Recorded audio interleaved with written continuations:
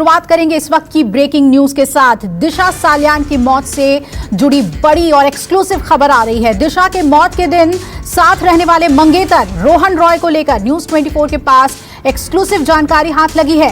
News 24 को मिली जानकारी के मुताबिक हादसे के बाद से ही दिशा का मंगेतर मुंबई छोड़कर अपने गांव उडुपी चला गया था। रोहन नितेश राणे के संपर्क में था और ऐसा माना जा रहा है कि उसे दिशा की मौत के बारे में बहुत कुछ पता था।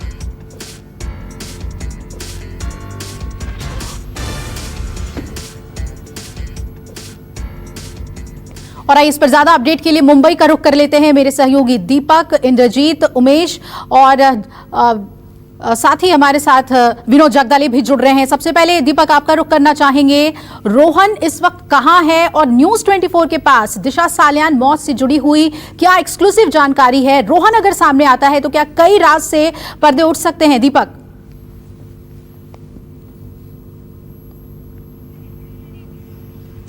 जी, इस पूरे मामले में जिस तरह से रोहन घटना के बाद से ही गायब रहा है, हालांकि 2 बार वो मालवानी पुलिस स्टेशन गया हुआ था। जब दिशा सालियान के लैपटॉप और मोबाइल को मुंबई पुलिस खंगाल रही थी, उस समय जाकर उसने तमाम जो इलेक्ट्रॉनिक डिवाइसेस थे वो सौंप दिए थे, लेकिन उसके बाद से ही वो गायब हो गया। जिस तरह जो जानकारी हमारे पास मौजूद है कि वो मैंगलोर में जो उडुपी है वहां पर स्थित अपने गाँव में है और वो अब तक ना ही उसने किसी भी एजेंसी से संपर्क किया हुआ है। लेकिन इस पूरे मामले में सुशांत सिंह राजपूत के दोस्त सुनील, वही नितेश राणे ने इस पूरे मामले में ये कहा है कि बहुत ही ज्यादा जानकारी उस रोहन रॉय के पास मौजूद है। अगर उससे पूछताछ हो तो बहुत सारी जानकारियां निकलकर सामने आएंगी। रोहन 8 तारीख की जिस दिन घटना हुई थी वहां पर अपने दोस्तों के साथ मौजूद था और न्यूज 24 ने भी इस पूरे मामले में रोहन से पहले बात करने की कोशिश की थी, तो उसने बात करने से साफ तौर पर मना किया था। और और आज ही अभी कुछ समय पहले हमने 2 और दिशा की दोस्तों से बात करने की कोशिश की दिशा की संदिग्ध मौत को लेकर, लेकिन वो किसी न किसी कारणवश से या तो डर रही हैं या तो उनके ऊपर किसी न किसी तरह का दबाव है और यही वजह है कि कोई भी बात करने से बच रहा है। जी बिल्कुल, और इंद्रजीत भी हमारे साथ बने हुए हैं। इंद्रजीत, क्या हम ये समझें, क्योंकि बीजेपी के कई अहम नेता लगातार ये बात कह रहे हैं, न्यूज 24 पर भी उन्होंने दावा किया कि दिशा ने मौत से पहले 100 डायल किया था। अब मुंबई पुलिस इस बात से मुकर रही है। ये देखिए, बीजेपी सांसद का मुंबई पुलिस पर बड़ा आरोप लगा है। इस वक्त की बड़ी खबर आपको बता दें, दिशा ने मौत से पहले 100 नंबर पर फोन किया था और मुंबई पुलिस ने फोन की बात छिपाई। ये बीजेपी के नेता गोपाल शेट्टी कह रहे हैं। क्या कुछ कहा उन्होंने दिशा सालियान मामले में, आइए सुनते हैं। देखिए, ये जानकारी मेरे पास था, ऐसा मैंने कभी भी नहीं कहा है। मीडिया के लोगों ने आकर कहा है कि दिशा ने 100 नंबर डायल किया है, तो मैंने जरूर कहा कि दिशा ने अगर 100 नंबर डायल किया है तो हमारी जो सिस्टम है उस सिस्टम में से कहीं ना कहीं से तो ये पता चलेगा कि दिशा ने 100 नंबर पे डायल किया है करके। और मैंने ये भी कहा है कि भगवान के घर में देर है लेकिन अंधेर नहीं है। हमारी पुलिस है, हमारा फेडरल स्ट्रक्चर है। राज्य सरकार अगर कुछ काम नहीं करती है तो फिर केंद्र सरकार उसमें हस्तक्षेप हो सकता है। इस प्रकार का संविधान डॉक्टर बाबा साहब अम्बेडकर जी ने बनाकर गए हैं, तो सारा छानबीन होगा। नहीं, दिशा सालियान का केस या तो फिर सुशांत राजपूत का जो केस है, ये सही तरह से हैंडल नहीं हुआ है। इसके बारे में सारे मुंबई शहर के लोग, महाराष्ट्र के लोग और देश के लोग पहले दिन से ही शक के घेरे में है। और जब बड़ी एजेंसियां इसमें काम में लगी है और हम सबको ये विश्वास है कि बड़ी जो एजेंसियां काम कर रही है वो सही तथ्य को ढूंढ कर निकालेगी और लोगों का समाधान होगा और गलत करने वाले लोगों को पर शिकंजा कसेगा। ये विश्वास पर सब लोग उम्मीद कर बैठे हुए हैं। बहुत सारा वक्त गुजर चुका है, बहुत सारे लोगों ने बहुत सारे कमेंट किए हैं। मैं कोई कमेंट तथ्य मेरे पास अगर नहीं है तो ऐसा मैं करता नहीं हूं।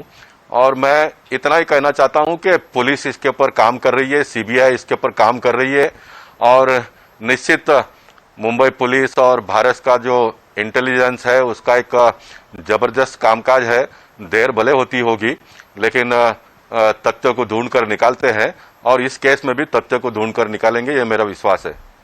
तो ये एक अहम तथ्य जिस पर बीजेपी, मुंबई पुलिस और महाराष्ट्र सरकार पर सवाल उठा रही है कि जिस तरह से कई बातों को छुपाया जा रहा है उस पर जांच को आगे बढ़ाना चाहिए था। मुंबई पुलिस ने इन तथ्यों को छुपाया है। हमारे सभी सहयोगी इस खबर पे हमारे साथ जुड़े हुए हैं।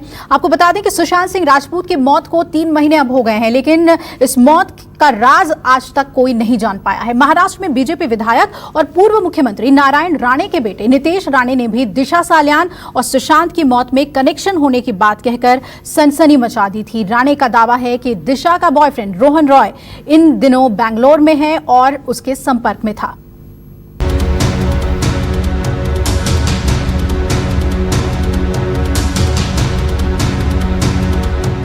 सुशांत सिंह राजपूत की मौत का मामला इतने दिनों बाद भी सुलझने के बजाय उलझता ही जा रहा है। एक तरफ सीबीआई की जांच चल रही है, दूसरी तरफ ईडी की जांच जारी है। एनसीबी भी लगातार पूछताछ कर रही है। ऐसे में दिशा सालियान की मौत का मामला अचानक से सुर्खियों में आ गया है। इस बार दिशा की मौत के मामले को लेकर बीजेपी विधायक नितेश राणे सामने आए। कटघरे में खड़ा किया दिशा सालियान के मंगेतर रोहन रॉय को। दिशा सालियान जिनके साथ लिविंग रिलेशनशिप में थी वो थे रोहन राय। आज रोहन राय का पूरा जो उनका गायब होना है, वो कुछ भी नहीं बोलना है, वो एक्चुअली रोहन राय एक बड़ी एक्टर है, दिशा के साथ रहते थे। जब भी 8 को जब भी उन्हें खुदकुशी की या तो उनको ढकेला गया तभी रोहन राय उस फ्लैट में मौजूद थे।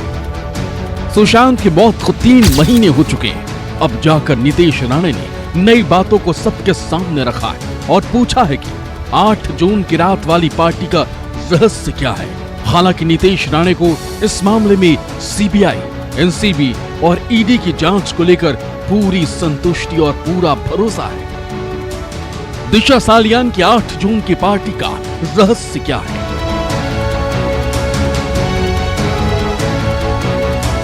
क्या किसी बड़े शख्स का टावर लोकेशन सेम है?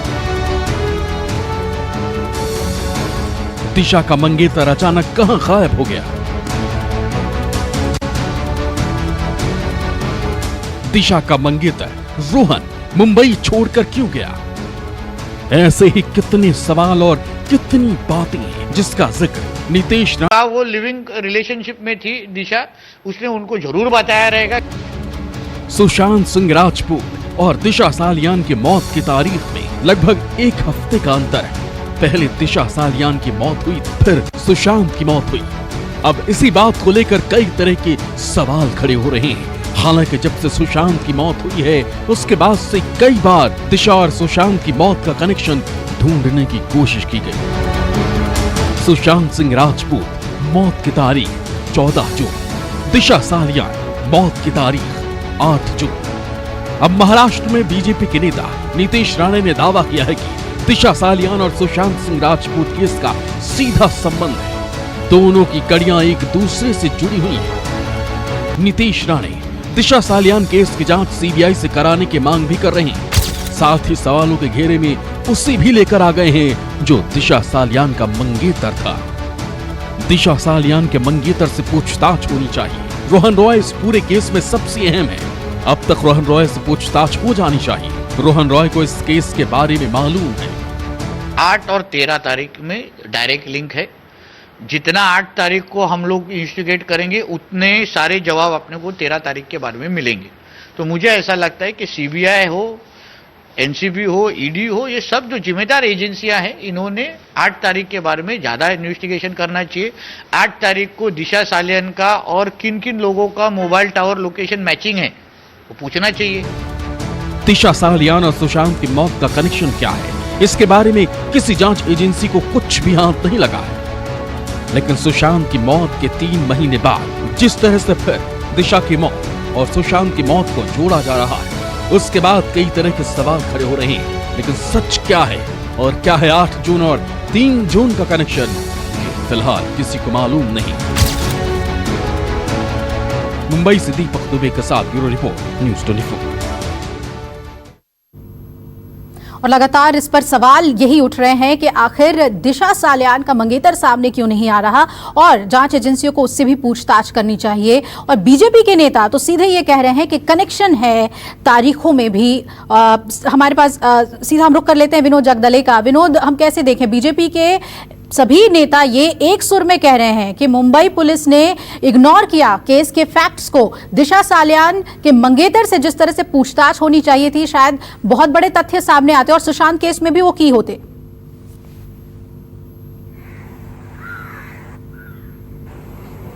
देखिए, नितेश राणे ने जो आरोप लगाए हैं उनका ये कहना है कि जो दिशा सालियान का जो मंगेतर था उससे पूछताछ होनी जरूरी है।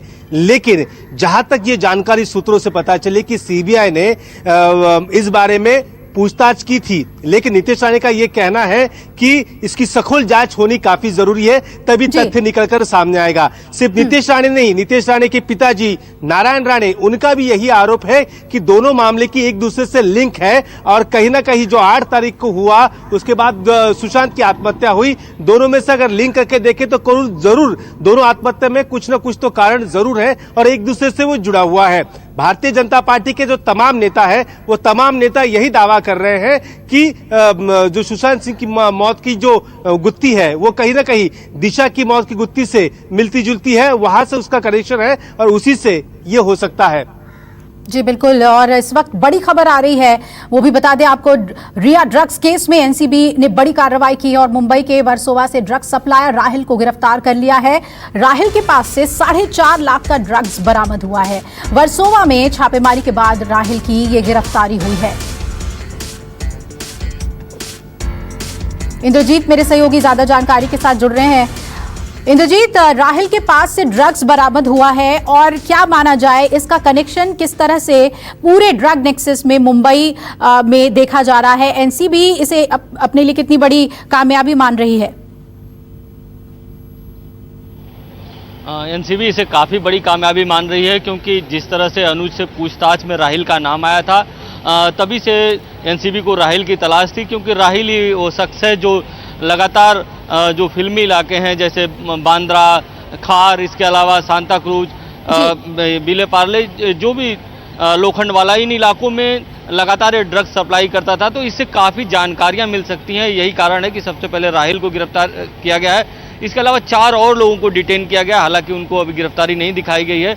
4 और लोगों को डिटेन किया गया है राहिल से पूछताछ के बाद। तो कहीं ना कहीं ये चेन काफ़ी लंबी होती दिख रही है। कल तक आपने देखा कि 18 लोगों की गिरफ्तारी हो चुकी थी इस मामले में।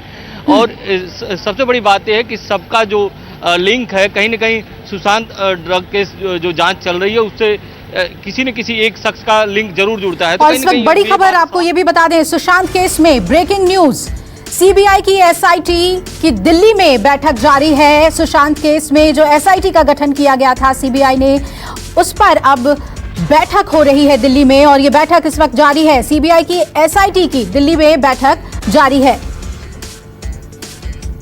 दीपक मेरे सहयोगी जुड़े हुए हैं। दीपक, एसआईटी बैठक कर रही है, क्या माने अब इस पूरे केस में कुछ बड़े पहल होंगे, बड़े कदम उठाए जाएंगे?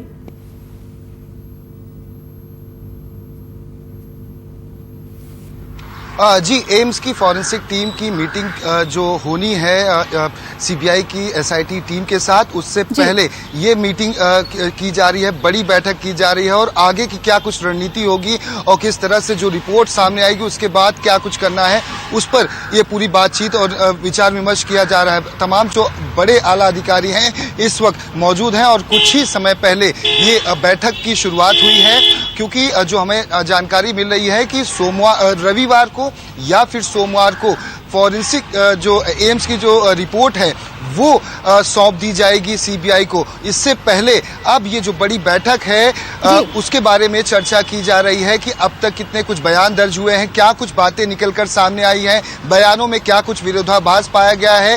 जो सीबीआई की एसआईटी टीम पहुंची हुई थी बिल्कुल दीपक, और दूसरी तरफ हाईकोर्ट में आज 5 लोगों के जमानत अर्जी पर सुनवाई होनी है। सैमुअल, दीपेश, बासित की जमानत अर्जी पर सुनवाई होनी है और बॉम्बे हाईकोर्ट में इस पर आज हियरिंग है। हाईकोर्ट में 5 लोगों की जमानत अर्जी पर सुनवाई होनी है। सैमुअल, दीपेश, बासित की जमानत अर्जी पर सुनवाई होनी है। इसके अलावा 2 और लोग यानी कुल मिलाकर 5 लोगों की जमानत को लेकर आज कोर्ट में सुनवाई होनी है। और सूर्यदीप मल्होत्रा की एनडीपीएस कोर्ट में आज पेशी होगी, जिसकी कुछ दिन पहले ही गिरफ्तारी हुई थी। सूर्यदीप को भी बताया जा रहा है कि वो शौविक का दोस्त था, कहीं ना कहीं उसका कनेक्शन शौविक के साथ एस्टैब्लिश हुआ जांच में, जिसके बाद उसे हिरासत में लिया गया, गिरफ्तार किया गया। उसकी पेशी आज एनडीपीएस कोर्ट में होगी। उमेश मेरे सहयोगी जुड़ रहे हैं इस पर ज्यादा अपडेट के साथ। उमेश, सैमुअल, दीपेश, बासित की जमानत अर्जी को किस तरह से हम देखें? क्या एनसीबी की कोशिश होगी कि जमानत उन्हें ना मिले? जांच में ये सभी बेहद अहम है।